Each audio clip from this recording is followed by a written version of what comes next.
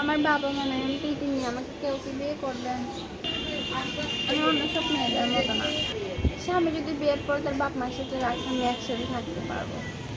আমি কখনো চাইবো না স্বামী অবাধ্য হলে, যদি তার বাপ মাকে সেবা করতে হয়। আসসালামু আলাইকুম দর্শক, আপনাদের প্রীতীয় শুভেচ্ছা জানিয়ে শুরু করছি আমাদের আজকের প্রতিবেদন।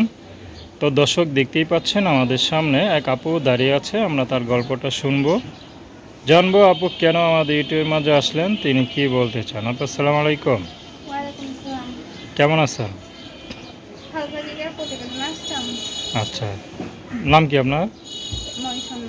খুব সুন্দর নাম, দেখতে তো খুব সুন্দর। চাহনিটা তো কত সুন্দর, মনে হয় কেউ ঘাল করে ফেলবেন একদম। তো আজ পর্যন্ত কাউকে এই চাহনি দিয়ে ঘাল করতে পারছেন কোনো ছেলেকে? গরিবদের ভাগ্যে যে বিশ্ব সুন্দরী হয় তা গরিবদের নেই নাই। কেন মূল্য নাই? কেন? থাকতোই তো, আমি কেরাতে কষ্ট থাকতাম। আচ্ছা, কি কষ্টে আছেন? অনেক কষ্ট আছে ভাই। কি ধরনের কষ্টে আছেন? মা বিয়া বসে চলে, তারপর বাবা একটা বিয়া করছে, ছোট থেকে দাদির কাছে মানুষ হয়েছে। দাদির ঠ্যাংটা ভেঙে যাওয়ার পর আমি মানুষের বাড়ি কাম করে খাওয়াই। আচ্ছা, তো আগে কি করতেন? আগে দাদি মানুষের বাড়ি কাম করে খাওয়াইতো, আর আপনি?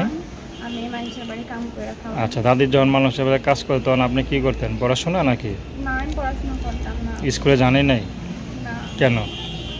খাইতে দিতে পারি না ভাই। 200-250 টাকায় কি পড়াশোনা হয়? সংসারই বা চলে।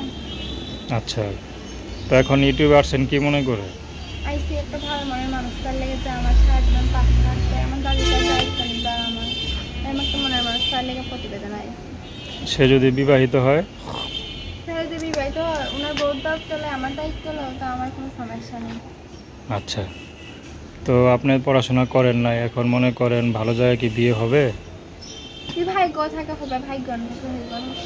আচ্ছা, আপনার কোনো স্বপ্ন আছে যেমন ছেলেকে পেলে বিয়ে করবেন বা এমন সংসারে বিয়ে করবেন, বা সংসারে এতজন সদস্য থাকতে থাকে না, বা বিয়ার পর আবার স্বামী নাকি আলাদা হয়ে যাবেন, এরকম কিছু আছে?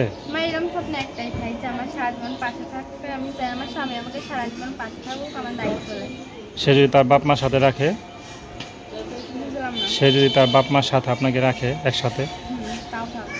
আচ্ছা, তো দর্শক, আপনারা মৌসুমী আপুর কথা শুনলেন। তো তার নাম্বারটা আমি বলে দিব। তার নাম্বারটা হচ্ছে 0133911503 আমি নাম্বারটা আবারও বলছি, 0133911503। তো দর্শক, প্রেম ভালোবাসা সাহায্য সহযোগিতা বিয়ে শাদী করা একান্ত আপনাদের ব্যক্তিগত ব্যাপার। আসুন আমরা 5 ওয়াক্ত নামাজ পড়ি, সর্বদা দেশের সেবা করি। আর কিছু বলবেন? বলার তো আছে, শুধু আমার ফোন দিলে না, খারাপ কথা বলবেন না। আচ্ছা।